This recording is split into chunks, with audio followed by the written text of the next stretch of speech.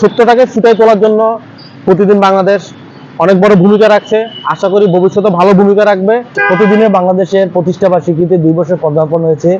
আমি আশা করব তারা খুব ভালো কাজ করেছে এবং কাজ করবে, সামনে আরো বাংলাদেশকে এগিয়ে নিয়ে যাবে। সব মিলিয়ে তাদের কাছ থেকে আমরা নিউজ তো আছে, দেশের নিউজ, তার পাশাপাশি আমরা বিনোদনমূলক কিছু আশা করি তাদের কাছ থেকে। যদি তারা বিনোদনমূলক কিছু নিউজ তারা করুক, তাহলেই আমরা হ্যাপি।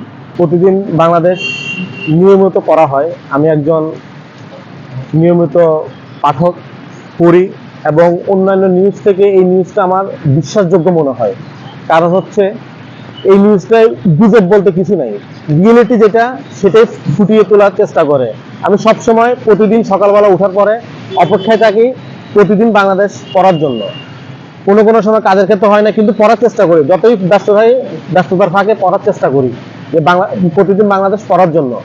আশা করি এটা আরো বড় আকারে মানুষের কাছে প্রচার হবে এবং এটার পড়ার পরে অথবা সবকিছু দেখার পরে জানার পরে বুঝা যায় যে এটা আসলে সত্যটাকে ফুটিয়ে তোলার জন্য প্রতিদিন বাংলাদেশ অনেক বড় ভূমিকা রাখছে।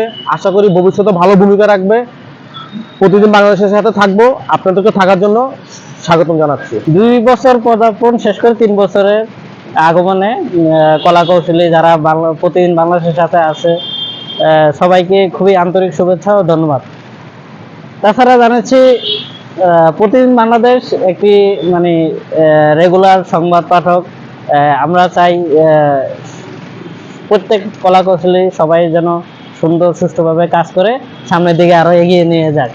বাংলাদেশের প্রত্যেক মানুষকে তাদের প্রতিদিনের যে নিউজ তাদের কানে পৌঁছে দেয়, এটাই আমাদের প্রত্যাশা।